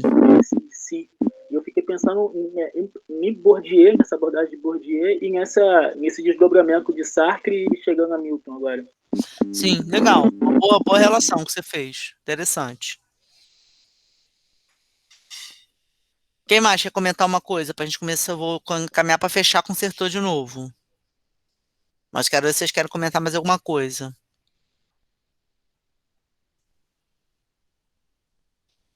Eu vou comentar, então. Tá. Eu me recordo que alguma vez, eu não vou me lembrar onde, eu escutei que essa questão das castas tão forte Uma batatinha, tá? na Índia não seria algo tão antigo quanto a própria civilização da Índia, seria uma construção mais recente, e que coisas que a gente aqui recebe e consome e vê em relação aos muçulmanos, né, usando um termo bem genérico, também é uma construção moderna e bem moderna, né, bem recente, digamos assim. Porque tradições, voltei ao Hobsbawm, tá? Tem um livro dele, que é dele, do Terence Ranger, que eles falam exatamente isso. Tradições são todas inventadas, mesmo as que pareçam mais profundas e naturais. Então, todas têm um tempo. A gente, novamente, algumas você não consegue detectar o Adão Virgem, de onde elas surgiram, mas todas foram criadas. Outras não. Outras você consegue detectar rapidamente. Por exemplo, eles dão um exemplo nesse livro, chama As Tradições Inventadas, tá? Que, por exemplo, os rituais da realeza inglesa têm 200 anos. Me parece uma coisa antiquíssima. Então, as tradições todas são inventadas. E aí, quanto menos, vou voltar ao que o Diego falou, quanto mais você está numa lógica liberal, mais você entende que é possível quebrar isso, né? Um pouco o que o Osmar falou, as insurgências. Mas quanto mais você está em sociedades tradicionais, mais aquilo parece do costume, certo? Da tradição, não é isso? Um pouco o que Weber vai explicar das ações sociais. Ele vai falar que no mundo mais liberal, moderno, você tende a ter um predomínio de ações racionais visando um fim e um valor. Então, você tem uma capacidade de escolha maior, em tese, tá? Ok? Novamente falando, tá? Aquilo que eu falei, inclusive lá no vídeo, os campos de possibilidades não são iguais para todo mundo. Homens brancos têm muito mais escolha que mulheres e mulheres negras, tá? Então, mas mesmo levando em consideração os campos de possibilidades, num modelo liberal se espera que os sujeitos tenham mais escolha do que no modelo tradicional, onde predominam, segundo Weber, as ações afetivas ou tradicionais. Os laços de afeto. Afeto que ele está falando aí são as relações de compadrio, de consanguinidade, vassalagem, parentesco, prendem muito você. É isso? Então é mais difícil você se mover, você fica mais preso. Tá? É aquilo que o Zimmel vai falar, das relações são mais movidas pelo cordis, né? Pelo coração, pelos afetos. Mais difícil você romper a vida nas cidades grandes, por exemplo, mais anônimas, mais movidas por um princípio racional. Uma outra racionalidade, tá? Tudo bem, povo? Beleza até aqui? Tá? Então vamos fazer uma ponte agora. Então, botei o Bourdieu aí porque ele ajuda a gente a entender, primeiro, que a estrutura social e os indivíduos, eles estão construídos socialmente. Nenhuma das duas é natural. E tudo que é construído pode ser desconstruído e reconstruído. Assim como todo território pode ser desterritorializado e reterritorializado. Tá? Tudo bem? Beleza? Botei também Bourdieu para a gente lembrar que essa construção ela é dialética e envolve o sistema de representação. Envolve o ato performativo de criar mundo, de falar que começa e que termina, de classificar, delimitar, conferir sentido, separar. Tem um princípio de hierarquização, de separação, de divisão, como ele fala, de delimitação. Tudo bem? Beleza? Ok? E isso se dá com os sujeitos usando os recursos que têm as formas de capital. Então, isso é motivo de muita luta, muita disputa, tá? Ok? O Sertor fala que existe uma diferença entre a concepção de cidade vista de cima, ou seja, do instituído, do oficial, então do Estado, do mercado, das instituições, e a cidade praticada, vamos voltar ao Milton Santos, tá? O espaço banal, o território mesmo. Porque para ele, as práticas dos sujeitos, ele pensa a partir de atos de linguagem, atos de fala. Ele trabalha com a metáfora da língua e da fala. Na concepção mais, né, estruturalista da linguística, a língua é o instituído. A língua tem regras, a língua tem a norma, a língua é o padrão. Os sujeitos falantes, nas suas práticas linguísticas, mexem, bagunçam a língua. Inventam palavras novas, figuras de linguagem, desviam o sentido, e se insurgem, corrompem, e fazem a língua ser sempre viva. Tudo bem, gente? Beleza? Então, a língua é a norma, a língua é o oficial, a língua é o funcional, a língua é o instituído, a fala é a vida, a prática, o movimento, certo? Os desvios, os deslizamentos. Certou parte disso para entender que, assim como língua e fala jogam esse jogo, em vários outros campos da vida você tem esse embate, esse jogo entre o instituído, ou seja, o lugar da norma, o lugar do oficial e as práticas, os praticantes, os usuários, os consumidores, os sujeitos, nas suas sagacidades, nas suas táticas, nas suas astúcias milenares, nos seus jogos de caça. Ele vai usar várias expressões, nas suas bricolagens, né? Você pega uma coisa daqui, junta com outra ali, mistura, dá seu jeito. Tudo bem? Ele vai estudar na invenção do cotidiano várias dessas instâncias. Ele vai estudar hábitos alimentares, práticas alimentares, práticas de escrita, vários. E um campo que ele estuda é o do espaço.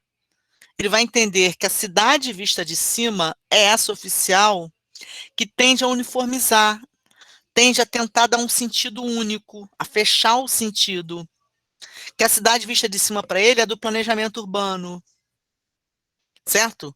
Da instância reguladora, que é totalmente diferente dos praticantes, porque na vida cotidiana os praticantes do espaço reinventam esse espaço. Desviam os sentidos, assim como os falantes, fazem errâncias semânticas, como ele vai falar, certo?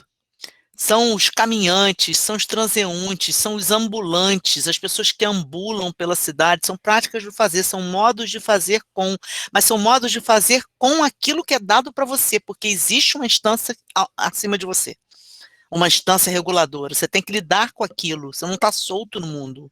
Por isso que eu juntei os dois autores. São modos de fazer com aquilo que te dão. Novamente, a língua e a fala. Você tem, a língua é dada, porque quando esse sujeito nasce, o Adão Virgem provavelmente escapou disso, mas como a gente não tem mais esse contato, quando a gente nasce já tem uma língua, cheia de regra, cheia de formato, que a gente tem que se enquadrar nela. A gente é que é chato, a gente que desvia, a gente que corrompe. A gente que reinventa. Da mesma forma, o espaço, ele também é um lugar de embate entre o instituído, a norma, o oficial e os praticantes, os desejosos, os usuários, os fazedores, já que a gente está falando aqui, né? Que maker não é, inclusive, uma expressão hoje muito usada, os gambiarrentos. Darcy Ribeiro falava de fazimentos, né? É isso, a gente é cheio de fazimento, a gente dá muito jeito. Tá claro, meu povo? Então, acho que o esforço de vocês para pensar o território, já indo adiante, é exatamente a gente entender esses embates. É uma disputa por poder, tá? Poder viver no espaço e usar.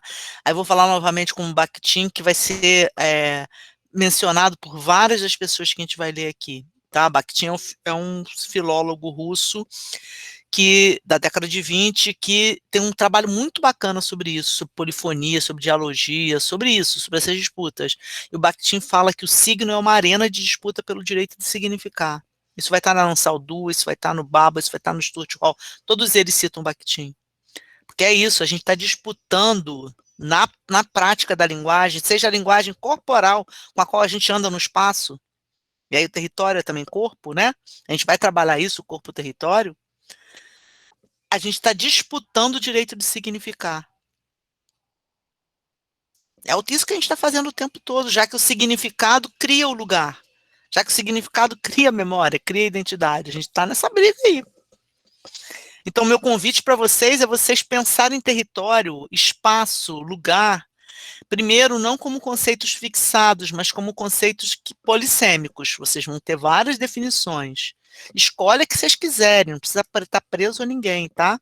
Não, é que eu fiquei... É que você falou de corpo-território e eu achei que fosse uma digressão minha lendo o texto, né? Mas porque é uma coisa que atravessa a minha pesquisa e é um assunto que me atravessa, então eu fico sempre tentando buscar correlações, né, com o texto.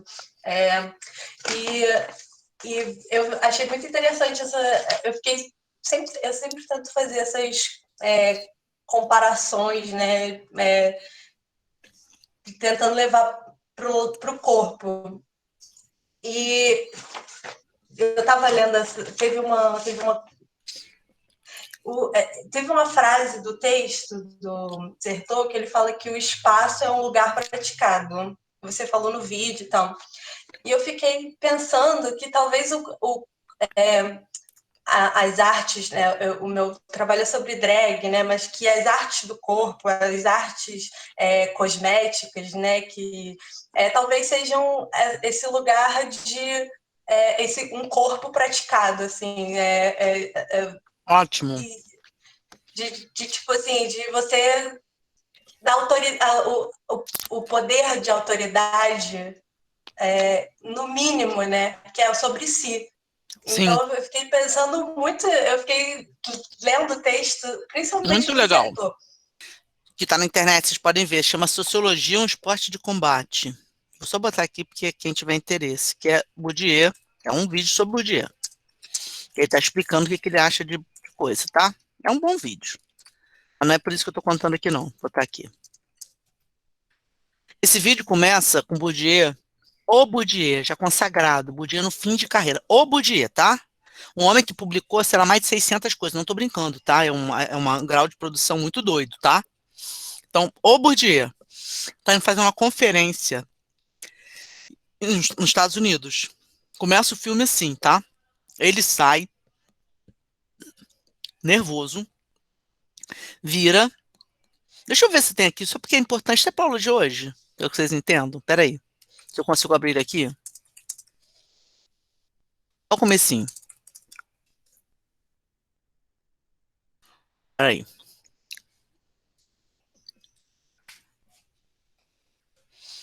Vou botar aqui só o comecinho, tá? Beleza? Ó, vou reproduzir aqui. Aí vocês vão entender, porque ajuda muito a gente entender o que eu tô falando aqui também. E ele. Quando entrar, vocês falam para eu soltar, tá?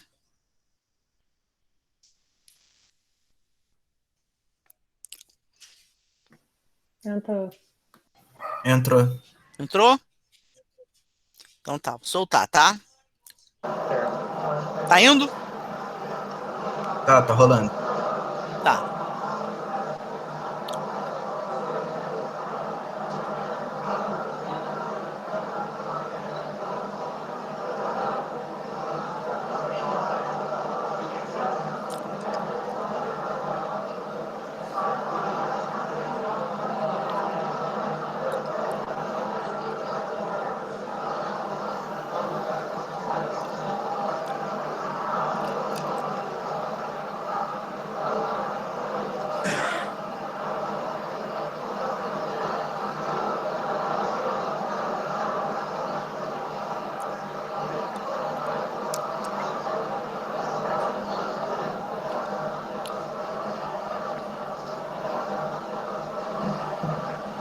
Pierre.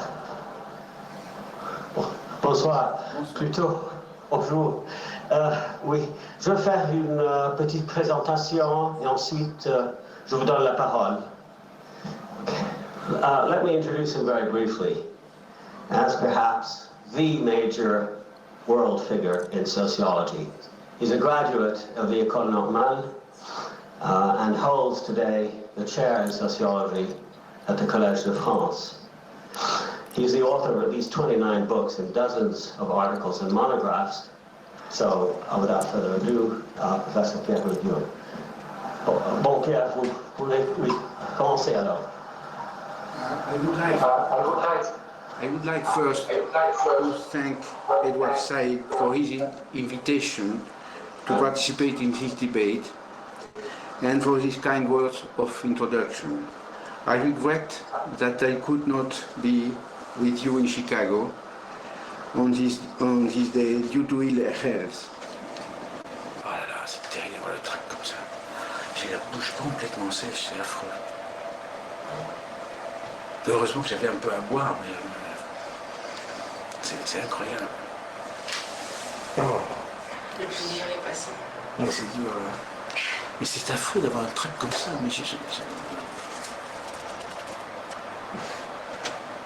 Mais ça, c'est l'insécurité linguistique, ça redouble. En français, ça aurait pas été... Cara, parar aqui. Cara, o cara já está consagrado. O peso do hábito é tão grande que ele está apavorado de falar inglês. Olha isso, gente.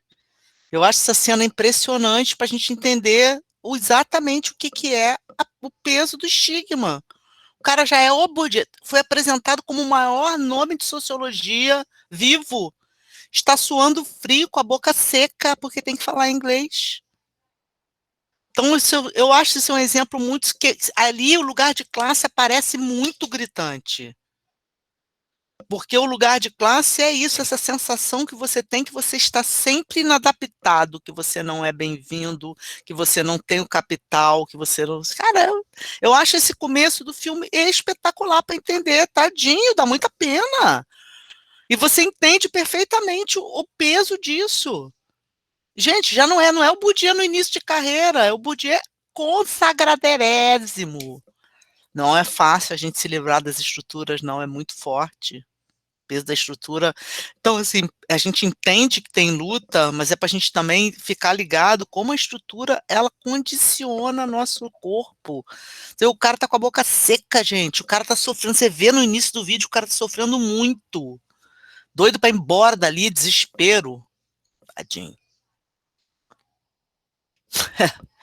Tudo bem? Pra vocês entenderem, tá? Não vamos ficar obviamente. Mas... Então, assim, não adianta, porque mesmo que você tenha uma estrutura liberal que fantasia a ideia de que você faz seu percurso, você está preso muito fortemente aos lugares da estrutura, não é fácil se mexer. E o lugar de classe, que aí não é à toa que ele vai estudar muito lugar de classe é... Ok, minha gente? Terminamos com isso. Não é para vocês ficarem com pena do Bourdieu, não. É para a gente entender a complexidade das... Eu fico com um pouquinho de pena, mas a complexidade desse processo, como que é perverso, entendeu? E todos nós, de alguma maneira, em instâncias diferentes, passamos por isso. Ok? Quem que levantou? Thalita, fala. Ele, e é engraçado porque, embora ele tenha sido consagrado como um grande intelectual, ele ainda assim se trava mediante a plateia, né? Então, também o ato de proferir o discurso impacta nessa questão de que como ele é, eu não sei qual o país mesmo de origem dele. Ele é da Argélia. Ele é da Argélia. Como proferir uma outra língua que não seja de identidade faz que tenha temor na aceitação, mesmo ele sendo consagrado. E eu fico pensando, quando também nós, né, vamos nos portar a uma outra que a gente não pertence, como a gente se sente nessa situação, né? Porque os dedos estão a todo tempo apontados. Você não sabe como se portar. Você não sabe se você vai agradar ao outro. E você teme em não ser aceito e teme que o discurso seja deslegitimado pelo outro. E isso acontece o tempo todo nas estruturas, né? Exatamente, porque o olhar do outro é muito importante, principalmente, aí eu vou voltar ao setor, tá? Já vi que hoje a gente vai estender, mas tudo bem, vamos pôr onde está rendendo, tá? Porque a gente ele vai dizer que o domínio da nossa prática é do fazer, vocês já falaram aqui, e o domínio dessa instância oficial é do ver, porque ele fala em pulsão escópica. Vou explicar esse termo rapidinho para vocês, tá? Isso é uma sacação de Freud. Freud vai dizer, só para entender, tá? Que quando os sujeitos, no seu processo de transformação da humanidade em bípede, o homem sai da posição de quadrúpede e vira bípede, algumas coisas se rompem ali, do seu contato com a natureza, tá? Isso Freud saca, tá? Quando o homem é quadrúpede, ele ainda está muito ligado a um estado mais animal. Quando esse homem anda... Então, no mundo animal, o desejo é docio. Então, o desejo é muito olfativo. Pensa no cachorrinho, tá? Cavalinho. Pensa nos bichinhos, tá? É muito olfativo e é docio. Cachorro e cachorra, tá? Só pra gente entender. Cachorra tá no cio, cachorro fica ligado. Cachorra não tá no cio, parou. Bichinho vão brincar, vão fazer outra coisa, vão se matar. Mas não tem... O desejo, portanto, no ciclo da natureza, ele para. Ele não é intermitente. Ele não é eterno. Você não fica desejando o tempo todo. Você deseja e para. Deseja e para. Todo mundo aconteceu? Entendeu até aqui? Ele obedece ao ritmo da natureza. Freud diz que quando o homem se eleva fisicamente, ele está falando do homem mesmo, tá? Pensando no homem, tá? Ele fica ereto, ele para de associar o ciclo do desejo ao olfato, ele perde isso. E ele vai transformar o desejo numa questão de olhar, de ver. A isso Freud chama de pulsão escópica. Ele fica preso num impulso para ver. Ele deseja com o olhar, tá claro? O problema, diz Freud, é que o desejo de pulsão escópica é neurótico, porque você não para de olhar. Você não tem o ciclo da natureza, você fica desejando o tempo todo, você fica sob o olhar do outro e olhando o tempo todo. Então, isso cria, segundo ele, uma neurose. Isso, Homi Bhabha vai usar isso para entender, por exemplo, como o colonialismo é neurótico, porque ele é de pulsão escópica, você fica olhando o tempo todo, você não consegue tirar o olho. Como a relação que a gente tem com a mídia é pulsão escópica, nossa relação com a internet é pulsão escópica, a gente não consegue parar de olhar. E toda a nossa maneira de lidar com o desejo pelo outro, que é um desejo muito fetichista, porque a gente prende o outro nos lugares, é da pulsão escópica. Por isso que Sertor fala que o olhar de cima da cidade, que não é do fazer, é do ver, é da pulsão escópica. Por isso, por exemplo, a maluquice de botar câmera para controlar os outros, ficar pegando tudo agora, que as pessoas cismaram, agora que vão fotografar as pessoas o tempo todo, que vão... Repara, essa tara que os governos neoliberais necropolíticos têm com câmera é um negócio muito doido, sistema de vigilância. Porque passa dessa pulsão escópica, porque não é só vigilância pela segurança não, gente. É para controlar os corpos. É um desejo voyeurista muito grande de você ficar olhando, que todos nós temos, tá? Que somos muito presos na pulsão escópica. Porque a gente fica o tempo todo... E, claro, se a gente olha o tempo todo, a gente sabe que está sendo olhado o tempo todo. É isso. Então, isso é muito neurotizante, né? Muito forte. E o desejo do poder é olhar o tempo todo. É controlar o tempo todo. Desde o panóptico, Foucault. É vigiar o tempo todo. Tá? Olhando, olhando, olhando. E a gente cai muito nisso também. A gente ficou muito preso nisso também. Quem vai falar disso também? Debord em Sociedade de Espetáculo. Vai dizer que a lógica do espetáculo é pulsão escópica. Você olha o tempo todo. Você fica vendo, vendo, vendo, vendo, vendo. Não para, não consegue parar. Mas foi bom você falar isso, que aí me lembrou essa questão que era importante. Freud tem muita doideira, mas tem muita coisa interessante também, tá? A explicação que ele dá para o fetiche e para a pulsão escópica são muito importantes. A noção de fetiche em Freud ajuda muito a gente entender o colonialismo e o racismo. Ajuda muito.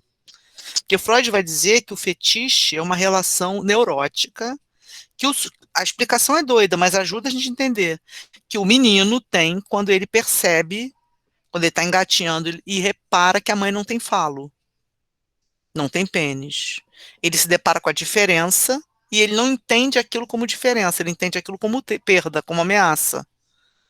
Ele acha que aquilo é uma castração, que alguém vai tirar dele. Depois ele supera isso, mais ou menos, tá? Mas era para superar, entendeu? Era para superar na vida. O que não supera, diz Freud, às vezes, quando não consegue superar aquele momento traumático, que se depara com a diferença, acompanha para o colonialismo, tá? Faz o paralelo aí para vocês facilitarem a minha vida, tá? Vamos fazendo paralelo. Freud está falando do menino olhar o diferente, a mulher. Viu aquela mulher sem falo, pensou, porra, que porra é essa? Pensou, cara, isso vai me ameaçar? Isso vai tirar meu falo? Isso vai me castrar? Eu vou saber lidar com isso? Diz Freud, tá? O menino supera no crescimento, muda de fase, entende que tem diferença. Os que não superam, diz ele, às vezes ficam presos numa neurose chamada fetiche, não conseguem se relacionar com a mulher, substituem a mulher por um objeto. O objeto é o fetiche. É uma animação de coisa inanimada. Você bota o desejo, a sexualização numa coisa, num objeto. Pode ser qualquer objeto, tá? Pode ser um relógio, pode ser uma roupa, pode ser um carro, pode ser... Muita gente, inclusive, trabalha a ideia de que carro é uma extensão fálica do universo masculino, pela maneira que as pessoas se relacionam com aquilo, tá? Um fetiche. Tudo bem, gente? Beleza? Então, todo fetiche é uma metáfora, você bota uma coisa no lugar da outra, é uma figura de linguagem, todo fetiche, você não consegue se lidar com aquela coisa, aquela realidade, bota uma coisa no lugar. Tá claro até aqui? Vou voltar ao colonialismo, tá? Cheguei eu, colonizador, cheguei na América, cheguei na África, cheguei no Oriente, olhei o outro, que é diferente de mim. O que é isso? Passo a instaurar ali uma relação fetichista, substituo aquelas pessoas pela imagem que eu construí delas. O selvagem, o perigo, o ameaçador, o canibal. Aí tem vários estudos que vão mostrar isso. Colonialidade do ver, você prende o outro nessa representação.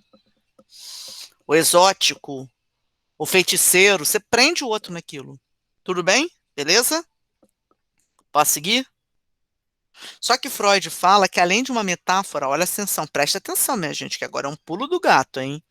Também é uma metonímia, porque a maior parte dos fetiches você pode substituir por qualquer coisa, mas a maior parte, olha só, presta atenção, substitui a mulher por meia, calcinha, sapato.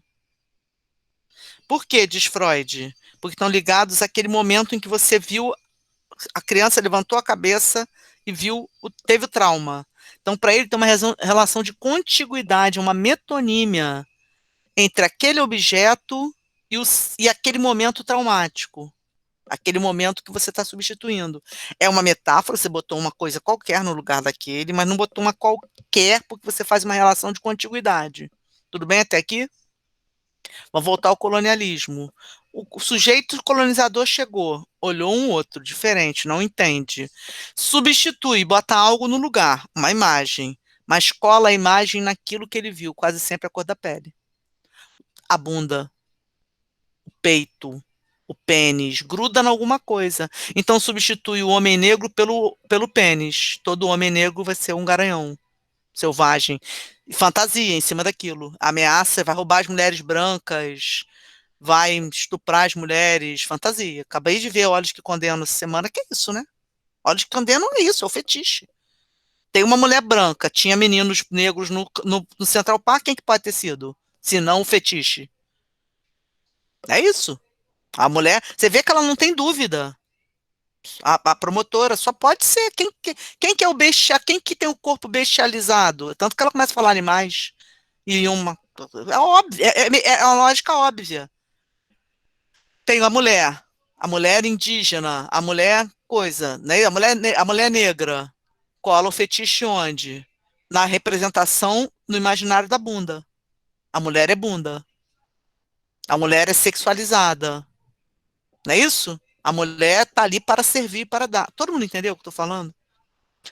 O Fanon, nos Máscaras Negras, pele negra, Máscaras Brancas, tem uma parte maravilhosa que ele está contando a hora que ele está no trem e a criança fala, mamãe, olha um negro. E ali ele fica, ó, presta atenção, ali, metonímia, olha um negro, colou ele na pele, ele passou a ser o negro. Tudo o que ele foi embora. Ele ficou colado na metonímia da pele. E aí entra a metáfora. O que é um negro no imaginário daquela criança? Ele fala, a criança vai pensar, ele vai me comer. Ele vai me matar. Porque aí você já virou o imaginário, que é o imaginário perigoso. Colou na metonímia, vocês entenderam, né? Na cor da pele, só viu isso, aí não vê mais nada, vê a pele. Mamãe, olha o negro. E aí, o que é o negro no imaginário? É o perigo. Aí você ali, naquele momento, você já fica ameaçado. Pensa, por exemplo, na situação classe média branca quando encontra um negro na rua de noite, aqui no Brasil. Um homem negro sozinho. Imediatamente, metáfora metonímia. Olha um negro, vai me assaltar. Automático. Porque é isso, vocês entenderam o que é o fetiche? Entenderam por que é um fetiche?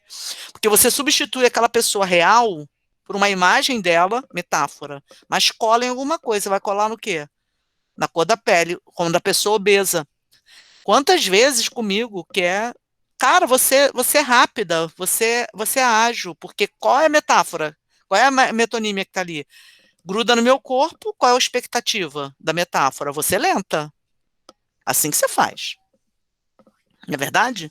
Então, todo fetiche é esse jogo entre metáfora e metonímia. E a colonização, é isso que o Baba vai mostrar maravilhosamente bem, Ansaldua também, é uma relação fetichista. Toda relação que a gente estabelece com... Por isso, aí voltando, Rabi, que o Budia fala que você tem que derrubar o binarismo. Porque o binarismo é fetichista. Você bota alguma coisa no lugar do outro e prende essa coisa no lugar do outro em algum atributo, quase sempre da natureza. A pele, tamanho do corpo. Cara, sabe o Tus e Tutsi, um dos maiores massacres do século XX? Como é que você criou a definição de separar eles dois? Tamanho do pé e tamanho do nariz. Muito bem. Então, semana que vem vamos continuar com a ideia de lugar, aí refletindo sobre essas categorias, tá? Eu troquei, então botei como... Olha só, repara, vai ficar meio maluco, tá? Porque o que eu fiz? Os textos que estão na aula introdutória, eu botei como texto de apoio, tá? Então, os textos que estão de apoio são os que eu falo na aula introdutória, mas vai ajudar, tá? Porque eu botei o texto principal, o do Pollack, que não estava no passado. Botei porque vários de vocês vão trabalhar a memória, eu resolvi dar uma ênfase, tá? Então, vai parecer meio esquisito, mas vocês vão entender, tá? Dá uma olhada nos textos de apoio também, tá? O texto que eu botei meu esmarildo é porque ele faz meio uma síntese da questão da memória, aí ajuda, tá? Mas não, ele tá ali, mas o mais importante mesmo é ler o Pollack e passar uns olhinhos ali nos textos de apoio, tá? No que vocês puderem dar uma olhada, tá bom?